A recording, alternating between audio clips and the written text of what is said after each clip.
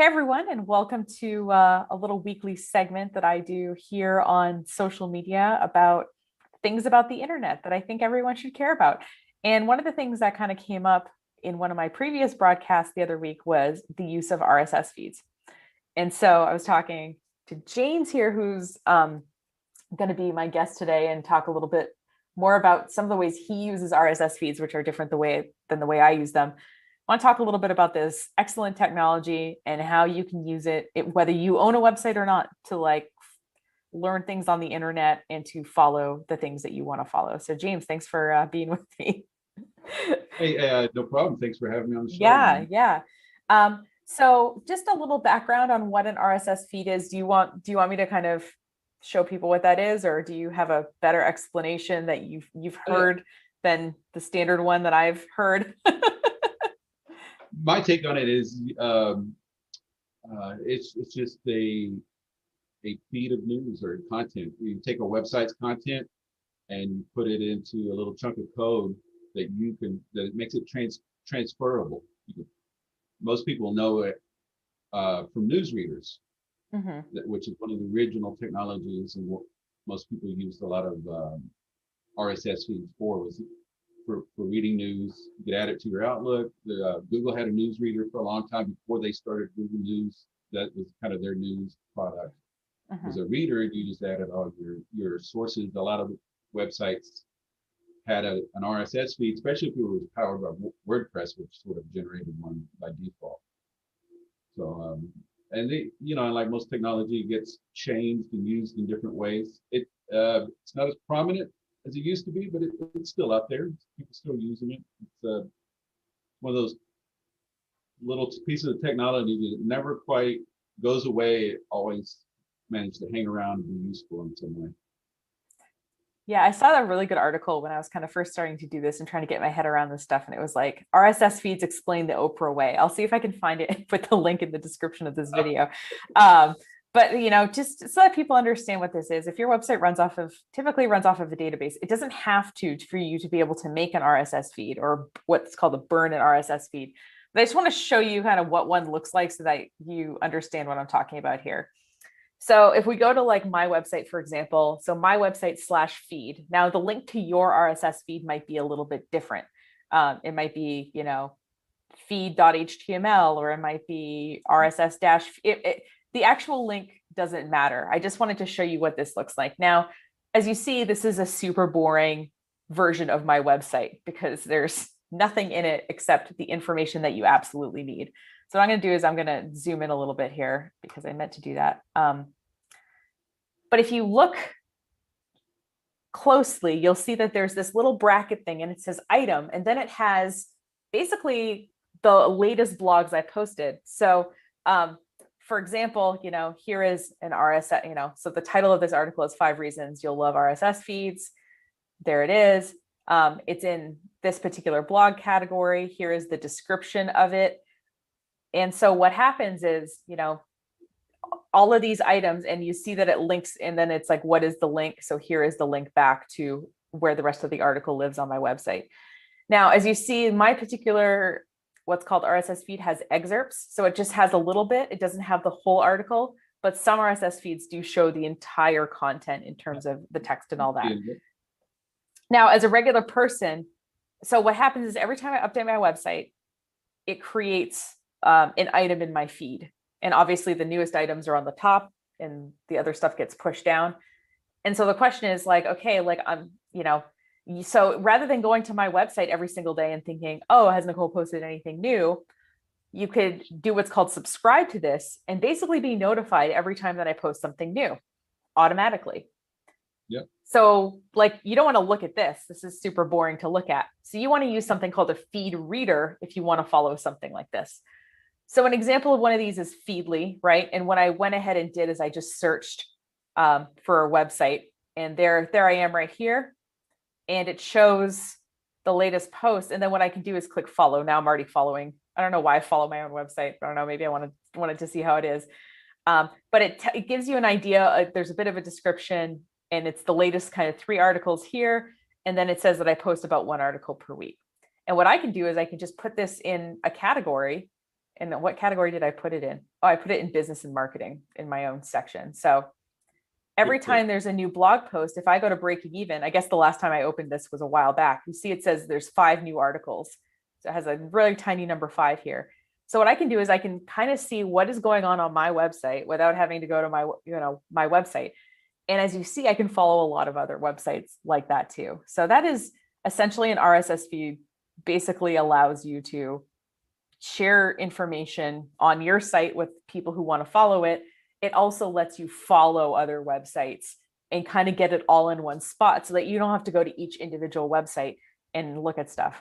So would you say that's a fair explanation of RSS feeds? Yeah, that's really good. Yeah, it's good in depth. That's the main reason people use it really is newsreader. You can follow a website without actually having to go directly to the website a lot of the time. Right. And within the reader, there's things like, let's say I saw an article that I wanted to read, but I didn't have time to read it. So what I can do is I can bookmark it and kind of save it for later. But if I go to a website and I see, like, I read all the stuff and I'm like, okay, I'm caught up, I can just click, okay, I've read everything, and it will, kind of archive all that content so that, Feedly actually has a nice feature where it'll send it to your Pocket account for reading later. Oh, yes. Yeah, so I love Pocket. Yeah, it's great. So you can send it to your Pocket account. Feedly is great. I use it for my social media. They have some great features. So I can do you want to show us? Because so full disclosure, I am a cheap person and I got grandfathered into the Feedly where I have, as you see, I have multiple categories. The free version of Feedly lets you have kind of sort of 3 folders that you can put stuff in.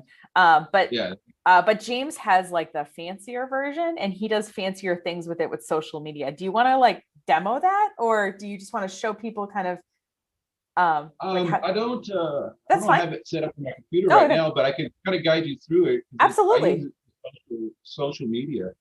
And on the main Feedly, like you bring up your Feedly. Oh yeah, sure. Yeah, let's do it. Okay. So normally I just use Feedly for like myself, and I might kind of bookmark some content for clients and stuff. And each of our active clients kind of has a little, I have it by region, but I also have it by some of our client names too. But okay, right there, if you look at Train Leo, is one of their paid features. Who's Leo? I haven't met Leo yet. Leo is their machine learning bot. Oh. Yeah. I like how they all have human names. Alexa and Leo. Right, where's Todd? We need Todd, the AI, is sort of there. But yeah, I use this because one of the other paid features is boards. So you can save items from your feed to your board and then train Leo to find better content for you. So Leo will go out there, he looks at the things you save, and he'll go back to your feeds and weed out things that don't match. Like I used to get a lot of these global reports, that they would want to sell you global report. They can weed out press release sites like prnewswire.com. Yeah. Or you could use those too. I just want press releases. If you're looking for content, news stories to follow up, they're like, oh, this is good. I'm going to contact this company to write a story about it for my blog. Right. Or if you don't want these news press releases in your feed, you can clear that out by saving them to the board. Leo learns from all this stuff, and he kind of sorts and curates for you. Oh, that's fun. And then I think with the paid version, you also get the ability to share directly to your social media. Oh, nice. So if you see like a useful article, you can just automatically share that. Can you add like a status update with it or something, or does it just share the article? I think you just share it straight to the article. That's fine. Perfect for Facebook stuff.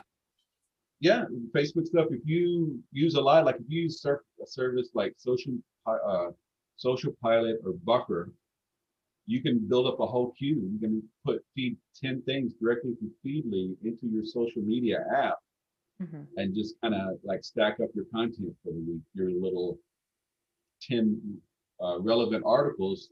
Stack them up. That's what I do. Like Monday morning while I'm having coffee, stack up my social media queue directly through Feedly, and then you're kind of good. You've got your sort of trickle of content for a week or so. That's awesome. And I know that I've used RSS feeds for um, sending, so people subscribe to blog updates. So if you're on Breaking Even and you subscribe to blog updates, you'll notice that that is an automated thing that comes with an RSS feed. And what I can do is I can set that RSS feed to send at a certain time of day. And I can set it to send, if I only wanted to send on Tuesdays at 10 a.m., it'll check Tuesdays at 10 a.m. And if there's anything new, it'll pull it into a template and it'll send it. I had a friend who was running a community newspaper, and he was waking up every morning, drinking his coffee, and he was manually linking to all of the links on his WordPress site. And I said, let's set you up with this. And so we just made it.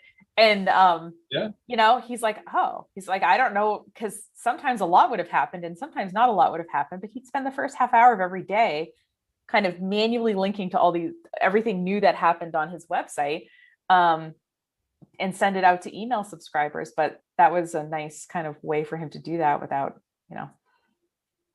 but yes, the social media sharing is great because most of us don't have enough. I don't know about you, but in my business, not a lot. I don't have a lot of different news that's happening all the time.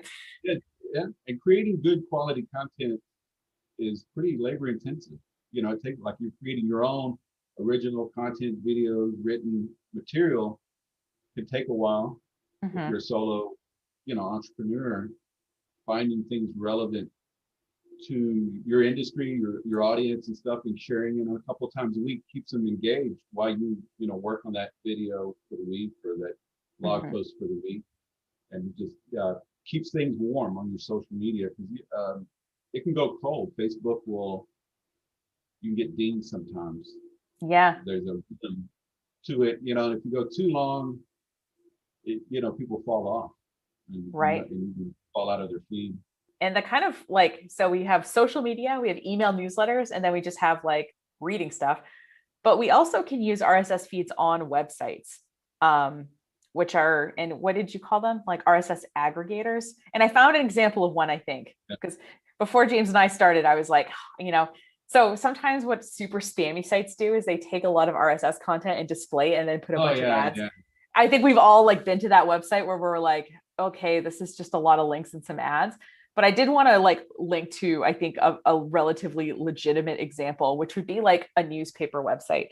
So for example, this is a Maine newspaper, and what they have is they have it by region. So if I clicked, this particular, Hancock County, what you'll notice is in the side, so this particular page is aggregating stuff related to Hancock County, so that if I was, so what it's doing is it's pulling in stuff from all over the website that it's, that is tagged Hancock County or whatever, and it's aggregating it. And it could also, and I don't know if it's doing this, it used to pull in stuff from other websites. So maybe somebody, maybe someone blogged about something that happened in Hancock County, and it would appear on this type of page. So if you have, if you have an industry that you follow or a region you follow, and you want to have something on your website that kind of has more recent information, maybe, then you could update yourself. You could use RSS feeds to do. There's another thing that just popped in my head about RSS feeds, and kind of like Feedly and stuff, is competition research and following your competition. So people would put together things where, and Feedly, I feel like Feedly should pay me for promoting them, but has an option when you upgrade a little bit where you can do an internal newsletter with links for competition, like, hey, here's 5 things going on, here's what's going on in our industry or what our competitors are doing. And you can set up a small newsletter, they call it a team newsletter. So you could save links to that and send it out to people. But competition research and following your competitors is a use for RSS, but you can follow their websites, you can follow keywords about your competitors to see what's going on, and hear about it as soon as it hits the interwebs. Right. And you probably, if you've ever used Google Alerts, so I mean, I have a Google Alert set up for my name and my business name. If you probably, when you go sign up for them, they always give you the option of getting them via email or getting them by RSS feed. And sometimes when you start getting a lot of them, And the default thing is get them by email and get only the best ones. But if you wanted to make sure you got all of them and you didn't want it clogging up your inbox, it's like just a nice place to put those kind of things. It's the little RSS is the little technology that could. It keeps trucking along. It's been around since before Google and before, it was like one of those original technologies, and it just keeps plugging along and finding little ways to be useful. Yep. It could all be RSS feed. Yeah, and RSS stands for Real Simple Syndication. And I hope, we talked a little bit about some of the uses of it, whether you're, like I said, just a regular person who reads stuff on the internet, or whether you're a business owner that feels like you need to like keep up with the content train, whether it's on social media or whatever. There's definitely some really cool stuff that you can do if you have a feed.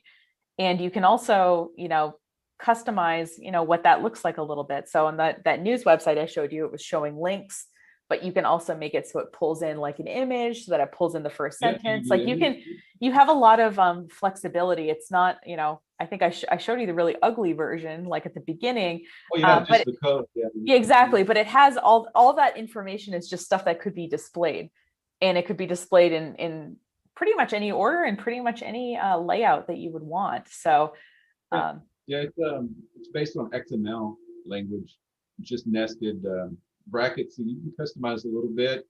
There are a couple of variations as RSS, and there's RSS2 and Atom feeds, which are the souped up version of RSS. Okay, I was wondered. Yeah, because in the RSS there was always be an atom, and I was like, what is that? An atom, like not like Adam like a guy, but ATOM. Yeah. Yeah. So just the molecule. Yeah, like the molecule. Thank you. It's a dirty thing my kids know about, but I don't. Yeah. So that was kind of like an upgrade to it, and it added a few more media. There's media RSS. That's one thing I totally forgot about. Like if you want to feed your stuff into iTunes, that's how you get it in there once you sign up, is the media RSS. So that's a use for it. If you want to get your newspaper or your content into Google News, they used to have a special feed for it, and they kind of have a special format of the RSS feed that you can use and you submit to them to help catalog, like, this is what I want submitted for consideration in your Google News feed. Yeah, so there's a lot of applications in terms of if you want to get information out there, it's just about formatting it in a way that these, RSS, whether it's an RSS aggregator, an RSS feed reader, or some other piece of technology that uses RSS can read it and display it or search it or, work with it generally. And like I said, I've had people like really resist this because it looks technical, but in particular, once you start using it, I think to read stuff, then you're like, oh, okay, see how this goes. So if you're watching this and thinking, okay, this sounds really technical, first of all, you probably already have an RSS feed on your website and you just don't know it. If you use WordPress, you do. And on a lot of other sites have them too. And and then the other thing too is just kind of try it. So think about like the websites that you follow, and rather than like hoping that you see it when they update it on Facebook or Instagram, or rather than you subscribing to 1,000 email newsletters, think about kind of having everything you want to read in one place. And then you start seeing some possibilities, I think, anyway. So that's how I got in. That's how I got in. It was a bit of a gateway drug as a reader, and then I started using it for my own purposes. Reading gets you every time. I was lost in thought for a second, because there is a way in most of your major browsers, they will tell you if a site has an RSS feed. Yes. I forgot the process, but there, it's like over at the right hand side of the address bar. If you click there, it usually, I think it still tells you if that site has an RSS feed, and you can automatically add it to like the bookmarks. Yeah. They used to be a thing. I don't know if the millennials are into that anymore. No, and I think so. There is a Google Chrome extension, which will also tell you if there's an RSS feed. Also, if you just put it into Feedly, like I said, before I think I showed you the screen where like my RSS feed had Oh yeah, pulled you up, just but copy I just typed in the URL and it just like looked for one. So there are, it will tell you if a website has one. There's a few different ways to find that out, including if your some of website them has just one. Yeah. turn if a well-made website, Feedly in places like that. If it's a well-made website, you can just turn it into an RSS feed for you. They just kind of scrape it. Yep. So I think they do. I think Feedly does a little scraping in the background sometimes of certain sites. Yep. Um, there are sites that'll services you can pay for that'll turn a website into an RSS feed even if they don't offer one. Yeah. They basically scrape it and turn that into a feed. Um, yeah, the more you talk about it, more the little uses of Yeah. RSS. Yeah. And I think the best thing, like I said, if you're watching this and you're like, okay, I'm sort of interested in what they're talking about, I kind of get why it's cool. Like I said, sign up for some kind of reader account, whether it's Feedly or Sign some up other for service, and add free. some sites to it that you follow, and kind of see how you feel about having all the stuff that's ready to be read together, and out of your email, or out of, or not having to click through all these websites while you're drinking your coffee in the morning. And then look into whether your site has an RSS feed. And if it doesn't, it's probably relatively easy to turn on. Or or there's somebody who's figured out how to do it. So like you can look up your particular web service and RSS feed, and I guarantee somebody has at least written an article about it, but maybe somebody has made a video of exactly how to do it. And There's a plugin, usually a plugin. yeah, and offer that as an option to people. And I think you'll be surprised. Like me looking this morning and seeing that 16 people were subscribed to my RSS feed just in Feedly. I was like, oh, that's cool. Yeah. You're getting famous. I know, 16 people. Wow, watch out, world. Hey, we all got to start somewhere. It's 16 good people. 16 Yeah. people Well, and so so of everybody else. yeah, and I know that I have like 100. So, and I've got 100 people who subscribe and get it. Like I basically have an RSS feed that pulls into an email template, and 100 something people get that.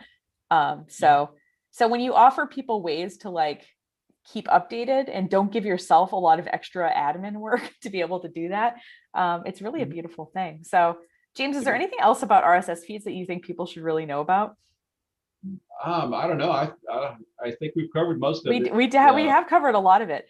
And yeah, and if you have any, and if you have any questions about topics, feel free to email me. I'll put the address on the screen here. You can also leave a comment wherever you're watching this video. And so, because we post here every single week, so check that out, and we're happy to address questions and concerns. And James, thanks for coming on again. I always enjoy your insights. Oh, thank you. Thanks for having me on the show again. I love it. It's always a good time. And great. It's always a good time.